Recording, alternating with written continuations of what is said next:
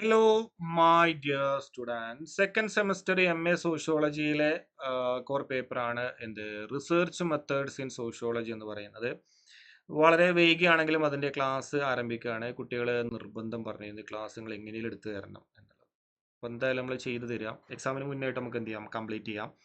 ഓരോ ദിവസവും എടുക്കുന്ന ക്ലാസ്സുകൾ ഓരോ ദിവസം ഓരോ യൂണിറ്റ് വെച്ചിട്ട് അങ്ങോട്ട് എടുക്കാം കേട്ടോ. എന്നിട്ട് കംപ്ലീറ്റ് ചെയ്യുന്ന ക്ലാസ്സുകൾ നിങ്ങൾക്ക് അങ്ങനെ എന്ത് ചെയ്യാം, അയച്ചു തരാം. അതിൽ ഫസ്റ്റ് നമുക്ക് പറയാനുള്ളത് റിസർച്ച് ആണ്. റിസർച്ച് നമ്മൾ ആൾറെഡി അവിടെ പഠിച്ചിട്ടുണ്ട്, ഫസ്റ്റ് സെമ്മിൽ പഠിച്ചിട്ടുണ്ട്. പക്ഷെ അത് പഠിച്ചതിനേക്കാൾ കുറച്ച് കൂടുതലായിട്ടാണ് നമ്മൾ പഠിക്കുന്നത്. ഇപ്പൊ എന്താണ് റിസർച്ച് നിങ്ങൾക്ക് അറിയാം. പുതിയ അറിവ് നിർമ്മിക്കുന്നതിന് വേണ്ടിയിട്ടുള്ള ഒരു മാർഗ്ഗമാണ് റിസർച്ച് കേട്ടോ. റിസർച്ച് എന്ന് പറഞ്ഞാൽ തന്നെ അതിന്റെ ഫോർമുലേഷൻ ഓഫ് ന്യൂ നോളജ് കേട്ടോ, അല്ലെങ്കിൽ നിലവിലുള്ള അറിവുകളെ പരിശോധിക്കുക കേട്ടോ, അല്ലെങ്കിൽ പിന്നെ ഇവാലുവേഷൻ അല്ലെങ്കിൽ എക്സിസ്റ്റിംഗ് നോളജ്, നിലവിലുള്ള പിന്നെ ഇതിനെന്ത് ചെയ്യുക, ഒന്ന് പരിശോധിക്കുക എന്നുള്ളതാണ്.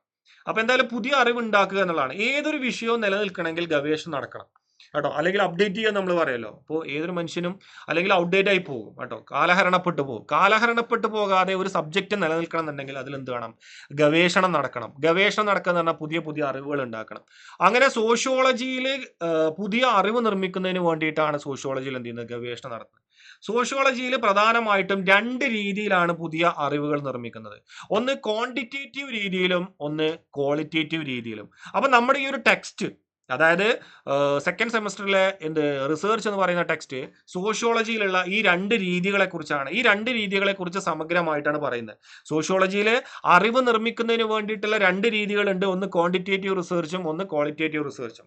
ആദ്യത്തെ ബ്ലോക്കിൽ എന്താണ് ക്വാണ്ടിറ്റേറ്റീവ് റിസർച്ച്, അതിന്റെ രീതികൾ എന്തൊക്കെയാണ്, അതിൽ വിവരം ശേഖരിക്കുന്നത് എങ്ങനെയാണ്, അങ്ങനെ ശേഖരിച്ച വിവരങ്ങളെ നമ്മൾ എങ്ങനെ ഡാറ്റ അനലൈസ് ചെയ്യണം. അതേപോലെ തന്നെയാണ് മൂന്നാമത്തെ ബ്ലോക്കിലേക്ക് എത്തുമ്പോൾ എന്താണ് ക്വാളിറ്റേറ്റീവ് റിസർച്ച്, അതിൽ എങ്ങനെയാണ് ഡാറ്റകൾ കളക്ട് ചെയ്യുന്നത്, അങ്ങനെ കളക്ട് ചെയ്ത ഡാറ്റകളെ എങ്ങനെയാണ് നമ്മൾ ഇവാലുവേറ്റ് ചെയ്യുന്നത് തുടങ്ങിയുള്ള കാര്യങ്ങളൊക്കെയാണ് നാലാമത്തെ ബ്ലോക്കിൽ പഠിക്കുന്നത്. അപ്പോൾ ആദ്യത്തെ രണ്ട് ബ്ലോക്ക് ക്വാണ്ടിറ്റേറ്റീവ് റിസർച്ചിനെ കുറിച്ചും അവസാനത്തെ രണ്ട് ബ്ലോക്ക് ക്വാളിറ്റേറ്റീവ് റിസർച്ചിനെ കുറിച്ചും കേട്ടോ. അപ്പോൾ അതിൽ ആദ്യമായിട്ട് പറയുന്നത് ക്വാണ്ടിറ്റേറ്റീവും ക്വാളിറ്റേറ്റീവും തമ്മിലുള്ള ഡിഫറൻസ് ആണ്. നമ്മൾ സംഖ്യാപരമായ ഡാറ്റകൾ ശേഖരിച്ചുകൊണ്ട് ഗവേഷണം നടത്തുകയാണെങ്കിൽ അതിനെയാണ് നമ്മൾ ക്വാണ്ടിറ്റേറ്റീവ് എന്ന് പറയുന്നത്. നിങ്ങളുടെ വീട്ടിൽ എത്ര ആളുണ്ട്, 5 ആളുണ്ട്, സംഖ്യയാണ് അല്ലേ. അല്ലെങ്കിൽ നിങ്ങളുടെ വീട്ടിൽ കോഴി ഉണ്ടോ, ഉണ്ട്, ഇല്ല അല്ലെ. അങ്ങനെ 100 ആളോട് ചോദിച്ചു കഴിഞ്ഞാൽ 100 ആളിൽ 50 ആളുടെ വീട്ടിലുണ്ട്, 50 ആളുടെ വീട്ടിലില്ല, സംഖ്യയാണ്. അപ്പൊ അത്തരം സംഖ്യാപരമായ ഡാറ്റകൾ ശേഖരിച്ചുകൊണ്ട് ഗവേഷണം നടത്തുന്ന ഗവേഷണത്തെയാണ്, അല്ലെങ്കിൽ അറിവുണ്ടാക്കുന്ന അല്ലെങ്കിൽ ഗവേഷണം നടത്തുന്നതിനാണ് നമ്മൾ ക്വാണ്ടിറ്റേറ്റീവ് റിസർച്ച് എന്ന് പറയുന്നത്. എന്നാൽ നിങ്ങൾക്ക് ഇപ്പോഴുള്ള ഗവൺമെന്റിനെ ഇഷ്ടമാണോ അല്ലെ എന്ന് ചോദിച്ചു കഴിഞ്ഞാൽ എനിക്ക് തീരെ ഇഷ്ടമല്ല, എനിക്ക് ഇഷ്ടമുണ്ട്, അല്ലെങ്കിൽ ഇന്ന കാര്യങ്ങൾ കൊണ്ട് എനിക്ക് ഇഷ്ടമല്ല, ഇങ്ങനെ കുറേ വിശദീകരണമായിട്ടുള്ള വിവരണാത്മകമായിട്ടുള്ള ഡാറ്റകൾ നമുക്ക് കിട്ടും. അത്തരം വിവരണാത്മകമായ ഡാറ്റകൾ ഉപയോഗിച്ചുകൊണ്ട് നമ്മൾ ഗവേഷണം നടത്തുന്നതിനെയാണ് ക്വാളിറ്റേറ്റീവ് റിസർച്ച് എന്ന് പറയുന്നത് കേട്ടോ. ഇങ്ങനെ നമുക്ക് കിട്ടുന്ന വിവരങ്ങൾ നമ്മൾ എന്ത് ചെയ്യണം, വിശകലനം ചെയ്യണമല്ലോ. ഇപ്പൊ ഞാൻ നേരത്തെ പറഞ്ഞ പോലെ തന്നെ നിങ്ങളുടെ വീട്ടിൽ കോഴിയുണ്ടോ ആടുണ്ടോ എന്നൊരു ചോദ്യത്തിന് 100 വീട്ടിലാണ്, നമ്മുടെ പഞ്ചായത്തിൽ 100 വീടാണുള്ളത്, 100 വീട്ടിലാണ് നമ്മൾ ഈ സർവേ നടത്തിയെങ്കിൽ 100 വീട്ടിൽ നിന്നും നമുക്ക് കിട്ടിയ വിവരത്തെ നമ്മൾ എന്ത് ചെയ്യണം, വിശകലനം ചെയ്യണം. ആ വിശകലനം ചെയ്യണമെങ്കിൽ നമ്മൾ എന്ത് വേണം, സംഖ്യയാണ് നമുക്ക് കിട്ടിയെങ്കിൽ അവിടെ നമ്മൾ എന്ത് ചെയ്യണം, സ്റ്റാറ്റിസ്റ്റിക്സ് ഉപയോഗിക്കണം അല്ലെ. ആവറേജ് കാണാനുള്ള ചില മീന്, മീഡിയം, മോഡ് ടൂൾസുകൾ ഉണ്ട്. അത് ഉപയോഗിച്ചുകൊണ്ട് നമുക്ക് എന്ത് മനസ്സിലാക്കാം അല്ലെ. 100 വീടുകളിൽ 90 വീടുകളിലും കോഴിയും ആടുമുണ്ട്, 10 വീടുകളിൽ മാത്രമാണ് കോഴി ഇല്ലാത്തത്.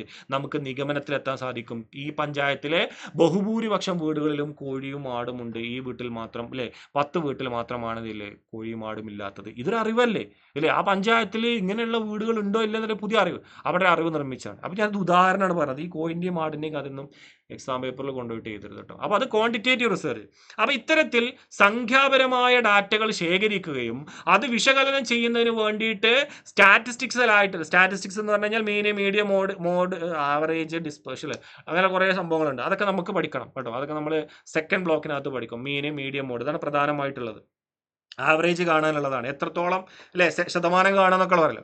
അപ്പൊ അത്തരം ടൂൾസുകൾ ഉപയോഗിച്ചുകൊണ്ട് വിശകലനം ചെയ്യുന്ന ഗവേഷണമാണ് ക്വാണ്ടിറ്റേറ്റീവ് എന്ന് പറയുന്നത്. എന്നാൽ ക്വാളിറ്റേറ്റീവ്, ഞാൻ നേരത്തെ പറഞ്ഞ നിങ്ങൾക്ക് ഇപ്പോഴുള്ള ഗവൺമെന്റ് ഇഷ്ടമാണോ, ഇഷ്ടമല്ലേ, അല്ലെങ്കിൽ ഇന്ന സാധനത്തെ കുറിച്ച് നിങ്ങളുടെ അഭിപ്രായം എന്താണ്, അപ്പൊ അയാൾ ഇങ്ങനെ വിവരിച്ചുകൊണ്ട് ഇങ്ങനെ പറയുക ചെയ്യുക. അപ്പൊ അത്തരം വിവരണാത്മകമായ ഡാറ്റകൾ കളക്ട് ചെയ്യുകയും അതിനനുസരിച്ച് നമ്മൾ വിശകലനം ചെയ്യുകയും ചെയ്യുന്നുണ്ടെങ്കിൽ അതിനാണ് ക്വാളിറ്റേറ്റീവ് ഗവേഷണം എന്ന് പറയുന്നത്. രണ്ടും നമുക്ക് വേണം. കാരണം എന്താ പറയുക, അപ്പോൾ ഞാൻ നേരത്തെ പറഞ്ഞ പോലെ ഒരു സെൻസസ് നടത്തുക. അപ്പൊ നേരത്തെ പറഞ്ഞ പോലെ തന്നെ നമ്മുടെ പഞ്ചായത്തിലെ ഓരോ വീടുകളും ഇന്ന സാധനം ഉണ്ടോ ഇല്ലയോ നമുക്ക് പരിശോധിക്കണം. അത് നമുക്ക് ക്വാണ്ടിറ്റേറ്റീവ് റിസർച്ച് നടത്താൻ സാധിക്കുള്ളൂ. അല്ലെങ്കിൽ നമ്മുടെ സമൂഹത്തിൽ പ്രശ്നം സംഭവിക്കുന്നുണ്ട്, ഇടയ്ക്കിടയ്ക്ക് ആത്മഹത്യകൾ സംഭവിക്കുന്നുണ്ട്, എന്താ സമൂഹത്തിൽ നിന്നുള്ള പ്രശ്നം മനസ്സിലാവണില്ല. അങ്ങനെ ഒരു സാഹചര്യത്തിലാണ് നമുക്ക് അവിടെ ക്വാണ്ടിറ്റേറ്റീവ് റിസർച്ച് നടത്താൻ പറ്റില്ല. നിങ്ങൾക്ക് ആത്മഹത്യ ചെയ്യാൻ തോന്നുന്നുണ്ടോ ഇല്ലയോ എന്നൊന്നും ചോദിക്കാൻ പറ്റുമോ? ഇല്ല.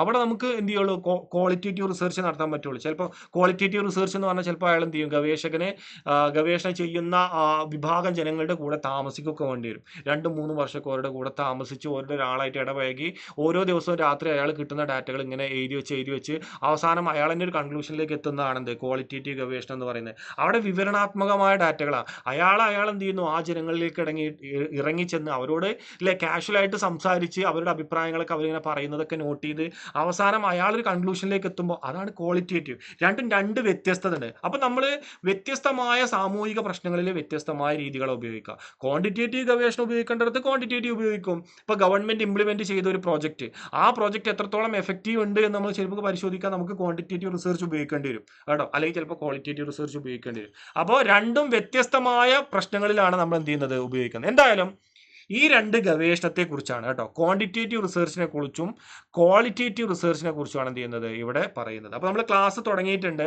അതിൽ ആദ്യത്തെ മൊഡ്യൂളാണ് നാച്ചർ ഓഫ് ക്വാണ്ടിറ്റേറ്റീവ് റിസർച്ച്, അതിൻ്റെ ക്ലാസ്സാണ് നമ്മൾ എടുക്കുന്നത്. അപ്പോൾ നാച്ചർ ഓഫ് ക്വാണ്ടിറ്റേറ്റീവ് റിസർച്ച് എന്ന് പറയുന്നത് ആദ്യത്തെ ബ്ലോക്കിലെ ആദ്യത്തെ യൂണിറ്റ് ആണ് എന്ത് നാച്ചർ ഓഫ് ക്വാണ്ടിറ്റേറ്റീവ് റിസർച്ച് എന്ന് പറയുന്നത്.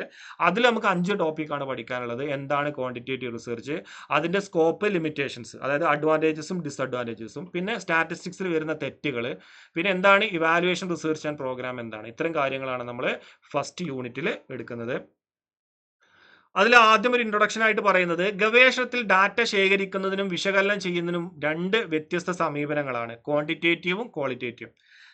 അപ്പോൾ അവിടെ ശ്രദ്ധിക്കണം നിങ്ങൾ കേട്ടോ, ഡാറ്റ ശേഖരിക്കുന്നതിനും വിശകലനം ചെയ്യുന്നതിനും അല്ലെ, സംഖ്യാപരമായ ഡാറ്റകൾ ശേഖരിക്കുന്നതിന് അല്ലെ, ഒരു ചോദ്യാവലിയിലൂടെ നമ്മൾ എന്ത് ചെയ്യാണ്, നിങ്ങളുടെ വീട്ടിൽ ആടുണ്ടോ കോഴിയുണ്ടോ അല്ലെ, അങ്ങനെ അതെന്താണ് നമ്മൾ ചോദ്യാവലിയാണ്. അപ്പൊ അത്തരം ചോദ്യാവലിയിലൂടെ ഡാറ്റകൾ ശേഖരിക്കുകയും സ്റ്റാറ്റിസ്റ്റിക്സിലൂടെ അത് വിശകലനം ചെയ്യുന്നുണ്ടെങ്കിൽ അത് ക്വാണ്ടിറ്റേറ്റീവ് റിസർച്ച് ആണ്.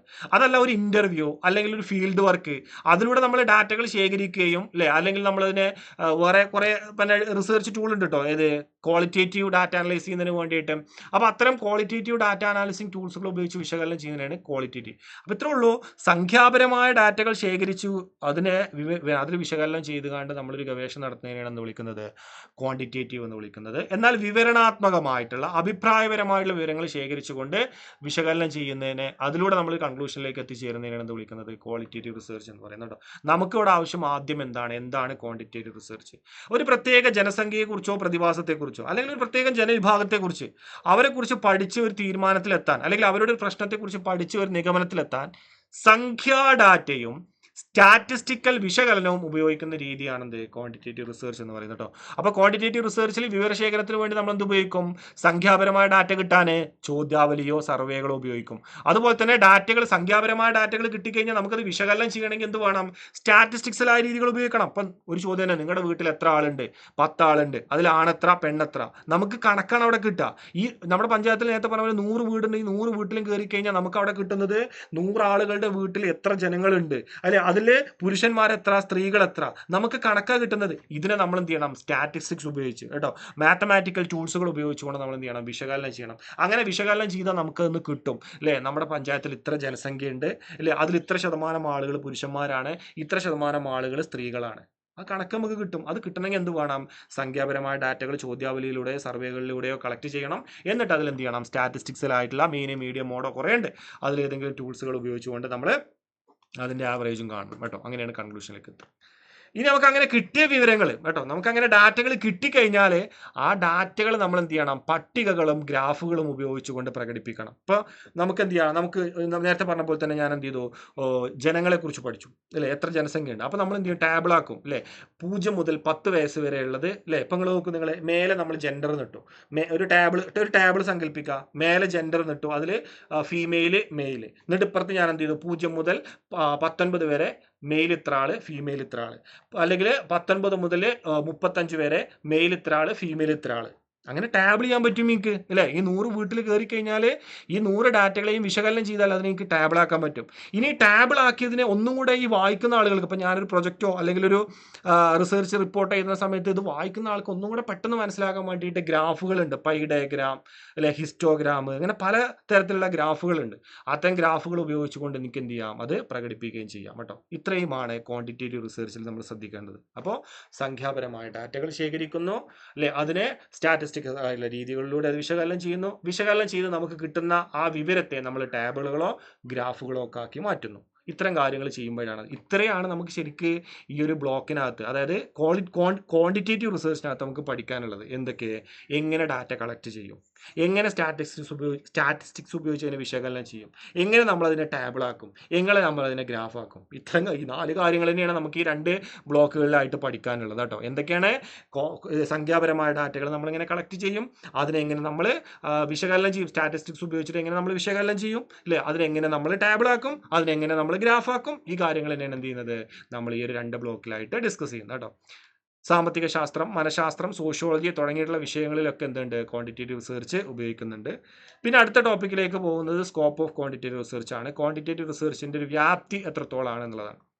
ഒന്ന് ഒബ്ജക്റ്റിവിറ്റിയാണ്. ഇപ്പോൾ ക്വാളിറ്റേറ്റീവ് റിസർച്ചുമായിട്ട് താരതമ്യപ്പെടുത്തുമ്പോൾ ക്വാളിറ്റേറ്റീവ് റിസർച്ച് ഒന്നുകൂടെ സബ്ജക്റ്റീവാണ്. കാരണം നമ്മളോട് ഇപ്പോൾ ഒരാൾ സംസാരിക്കുകയാണ്. ഇപ്പോൾ ഞാനൊരു പിന്നെ പ്രത്യേക സാമൂഹിക പ്രശ്നത്തെക്കുറിച്ച് പഠിക്കാൻ വേണ്ടി ആ സമൂഹത്തിൽ ഒരാളായിട്ട് ഫീൽഡ് വർക്ക് ചെയ്യുകയാണ് വിചാരിക്കുക. അപ്പോൾ അയാളുമായിട്ട് സംസാരിക്കുമ്പോൾ അവരുടെ അഭിപ്രായങ്ങളാണ് എന്നോട് പറയുക ഇല്ലേ. ഞാൻ ആ അഭിപ്രായങ്ങൾ കേട്ടിട്ട് എൻ്റെ ഒരു അഭിപ്രായമാണ് ഞാൻ എന്ത് ചെയ്യുക, റിസർച്ച് റിപ്പോർട്ടിൽ സബ്മിറ്റ് ചെയ്യുക. പക്ഷെ ഇവിടെ അങ്ങനെയല്ലല്ലോ. ഇവിടെ നമ്മുടെ അഭിപ്രായങ്ങൾക്ക് പ്രസക്തിയില്ല. നമ്മളൊരു വീട്ടിൽ ചെല്ലുന്നു, അവിടെ സംഖ്യയാണ് കളക്ട് ചെയ്യുന്നത്. ആ സംഖ്യ ഉപയോഗിച്ചുകൊണ്ട് നമ്മൾ സ്റ്റാറ്റിസ്റ്റിക്കലായിട്ടുള്ള മാത്തമാറ്റിക്കലായിട്ടുള്ള രീതികളാണ് ഉപയോഗിക്കുന്നത്. ഇപ്പം നിങ്ങളുടെ വീട്ടിൽ പുരുഷന്മാരെത്ര സ്ത്രീകളെത്ര, ഞാൻ അതിൻ്റെ കണക്കെടുത്ത് കഴിഞ്ഞാൽ ആ കണക്കിൽ ഞാൻ സ്റ്റാറ്റിസ്റ്റിക്സ് ഉപയോഗിച്ചിട്ട് എനിക്ക് കൺക്ലൂഷൻ കിട്ടിക്കഴിഞ്ഞാൽ 90% പുരുഷന്മാരും 10% മാത്രമേ ഇവിടെ സ്ത്രീകളുള്ളൂ. ആ കൺക്ലൂഷനിൽ എൻ്റെ അഭിപ്രായമല്ല, കൃത്യമായ കണക്കാണ്. അപ്പോൾ വസ്തുനിഷ്ഠത എന്ന് പറയുന്ന റിസർച്ചിൻ്റെ ഒരു ഭയങ്കര ക്രെഡിബിലിറ്റി കൊടുക്കുന്ന ഒന്നാണ് വസ്തുനിഷ്ഠത. ആ വസ്തുനിഷ്ഠത കാത്തു സൂക്ഷിക്കാൻ ഏറ്റവും കൂടുതൽ എനിക്ക് സാധിക്കുക ഏതിലാണ്, ക്വാണ്ടിറ്റേറ്റീവ് റിസർച്ചിലാണ് എന്നുള്ളതാണ്. ഇതാണ് ഒരു സ്കോപ്പ്. പിന്നെ അങ്ങനെ പറഞ്ഞു പോവുകയാണ്. അപ്പോൾ ഈ ഒരു ക്ലാസ്സിലേക്കാണ് നിങ്ങൾ എല്ലാവരെയും സ്വാഗതം ചെയ്യുന്നത്. ക്ലാസ് ആവശ്യമുള്ള ആളുകൾ കേട്ടോ, അതായത് എക്സാമിന് മുമ്പായിട്ട് ഞാൻ എന്ത് ചെയ്യും, ഈ ക്ലാസ് കംപ്ലീറ്റ് ചെയ്ത് തരും. അപ്പോൾ അങ്ങനെ വിശ്വസിക്കുന്ന ആളുകൾക്ക് എന്ത് ചെയ്യാം, ക്ലാസ്സിൽ ജോയിൻ ചെയ്യാം. ജോയിൻ ചെയ്യുന്ന നമ്പർ കേട്ടോ 9526786586, ഈ നമ്പറിലേക്ക് ജസ്റ്റ് വാട്സപ്പ് മെസ്സേജ് അയക്കുകയാണ് വേണ്ടത് കേട്ടോ. വാട്സപ്പ് മെസ്സേജ് അയച്ചിട്ട് നിങ്ങൾക്ക് എന്ത് ചെയ്യാം, ക്ലാസ്സിൽ ജോയിൻ ചെയ്യാം. ക്ലാസ്സിൽ ജോയിൻ ചെയ്തിട്ട് നിങ്ങൾക്ക് എക്സാമിന് മുന്നേ ആയിട്ട് ഈ വിഷയങ്ങൾ മൊത്തം എന്ത് ചെയ്യാം, വളരെ സിമ്പിളായിട്ട് പഠിച്ചെടുക്കാം. ഓക്കെ. അപ്പോൾ ക്ലാസ്സിൽ ജോയിൻ ചെയ്യാൻ താല്പര്യമുള്ള ആളുകൾ ഈ നമ്പറിലേക്ക് വാട്സപ്പ് മെസ്സേജ് അയക്കാം കേട്ടോ. ജസ്റ്റ് വാട്സപ്പ് മെസ്സേജ് അയച്ചാൽ മതി കേട്ടോ. ഫീ 300 മാത്രമാണ് ഈ വിഷയത്തിൻ്റെ കംപ്ലീറ്റ് ക്ലാസ്സിന് വരുന്ന ഫീ കേട്ടോ. ഓക്കെ. അപ്പോൾ ഇത്രയും പറഞ്ഞുകൊണ്ട് നമ്മൾ എന്ത് ചെയ്യുന്നു, ഈ ക്ലാസ് ഇവിടെ അവസാനിപ്പിക്കുന്നു. അപ്പം നിങ്ങളെ വീഡിയോ കാണുന്ന എല്ലാവരും ക്ലാസ്സിൽ ജോയിൻ ചെയ്യാനാണ് ഞാൻ ആഗ്രഹിക്കുന്നത് കേട്ടോ. പിന്നെ ചെറിയ ഫീസ് മാത്രമേ ഉള്ളൂ. ഇപ്പോൾ നിങ്ങൾക്ക് ഇതിലൊരു സപ്ലിയോ ഒന്നും വരാത്ത രീതിയിൽ ഞാൻ ആ ക്ലാസ് ചെയ്തു തരും. ഇനി ഒരു സപ്ലി ഉണ്ടായി കഴിഞ്ഞാൽ നിങ്ങൾ അതിന് പോകാൻ ബസ്സിന് ഒരു ബസ് കൂലിയും ബസ് ഫെയറും പിന്നെ അന്ന് ഫുഡ് കഴിക്കാനുള്ള ഒരു എക്സ്പെൻസ് ഉണ്ടല്ലോ, അത്രയും വരുന്നുള്ളൂ നമ്മുടെ ക്ലാസ്സിന് കേട്ടോ. അപ്പോൾ അതിൽ ധൈര്യമായിട്ട് നിങ്ങൾക്ക് എന്ത് ചെയ്യാം, ജോയിൻ ചെയ്യാം കേട്ടോ. ഓക്കെ.